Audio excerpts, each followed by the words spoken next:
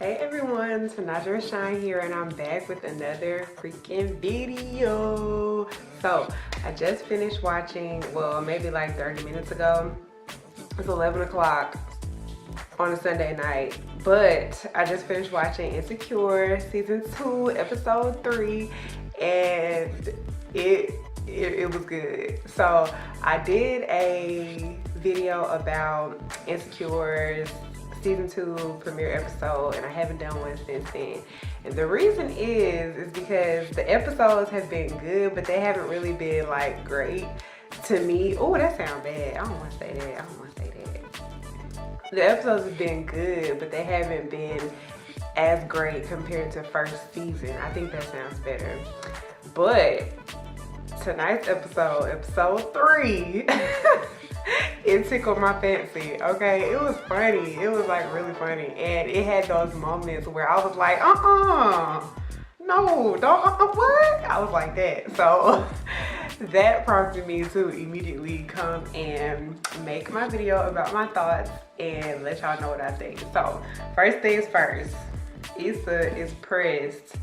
Issa is pressed to have sex, okay? And it's like, my girl, calm down.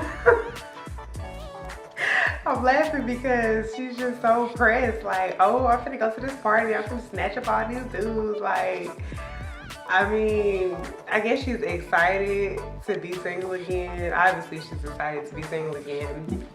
And it's just like, girl, okay, we get it. Kinda, you know, but I still love the fact that Issa is just not giving a damn and she doing her.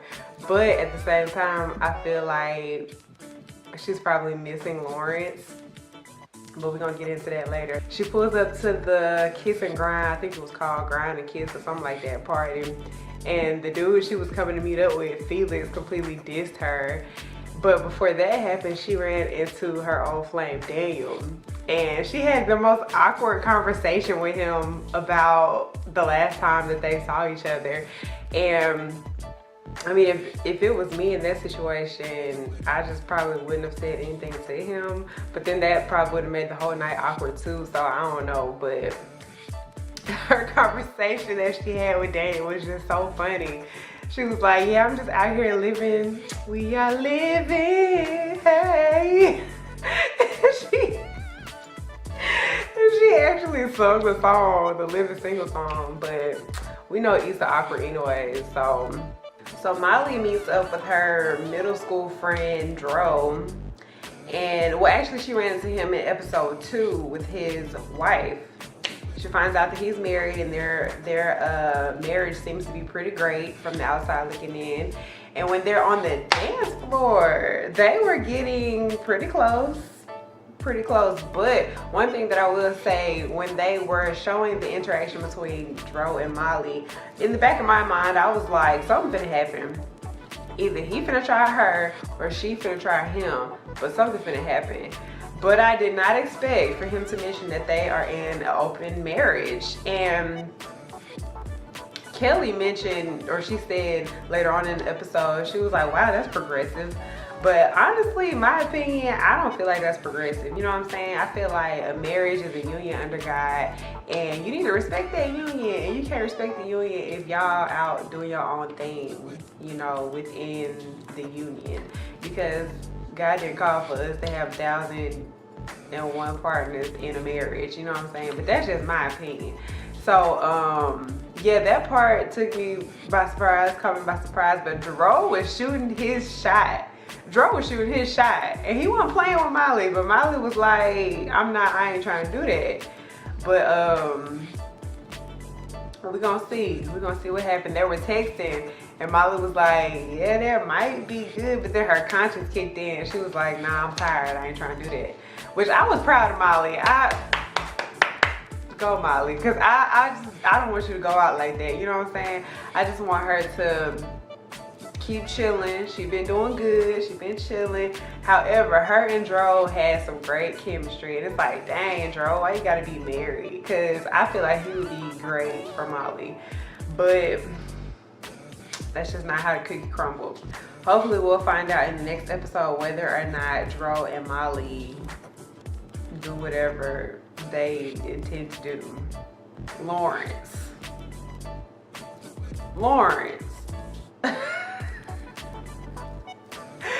Lawrence got played, and it was hilarious to me because it's like, bruh, you out here trying to do this stuff that's completely and totally not you, and it's like, just chill.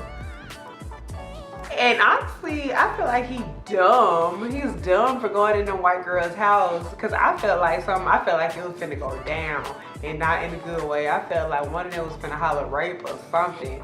And you already know, 2 white girls and 1 black dude, it's automatically finna be his fault whatever happens. But I'm happy it didn't play out that way. However, Lawrence is still stupid for doing what he did. Like, you don't know them hoes.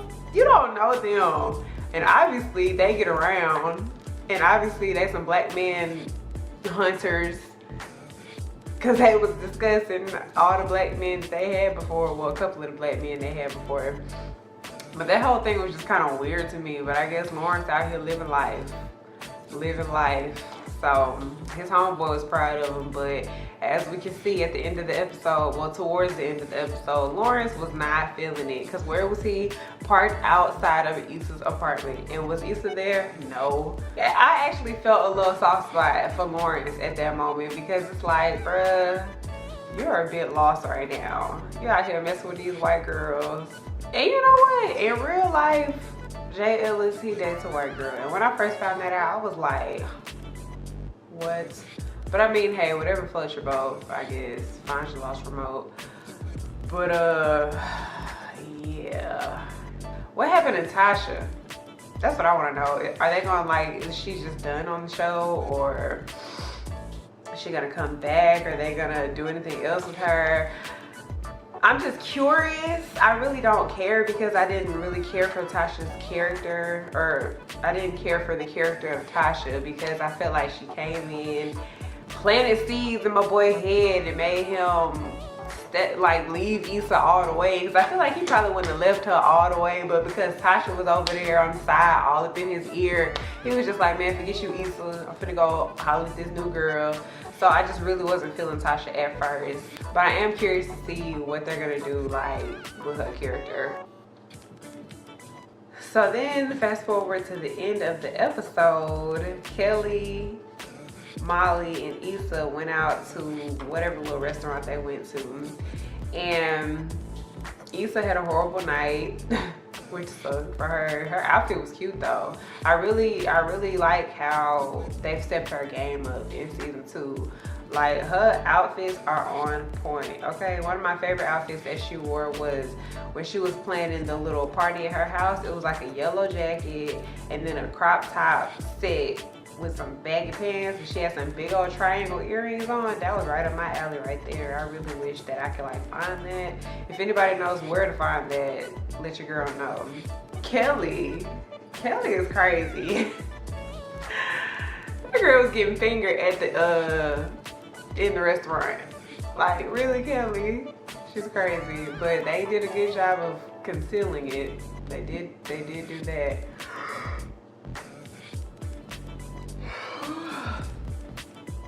Excuse me, I'm sleeping. And so we found out that Kelly was getting fingered because Daniel texted Issa's phone and told her. So what really are the odds of Daniel being at the restaurant? Being at the same restaurant that Issa and her homegirls end up going to? How ironic is that? I also thought it was pretty cool how Issa and Daniel were having a conversation without words. They were like using their eyes. I thought that was kind of cool. Are Daniel and Issa gonna start back talking? Question of the night. All those in favor say aye. Aye. If they start back talking, I think it would be rather interesting. However, I think that if they have Daniel and Issa start back talking, Lawrence is going to pursue Issa in the midst of it all. That's really what I think. Like, I think they might let Daniel and Issa start back talking, but Lawrence is gonna shoot his shot again with Issa, and that's gonna tear her head up again. And it's gonna be like,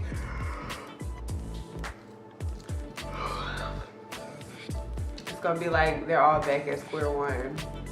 But I know there's gonna be like a twist or something.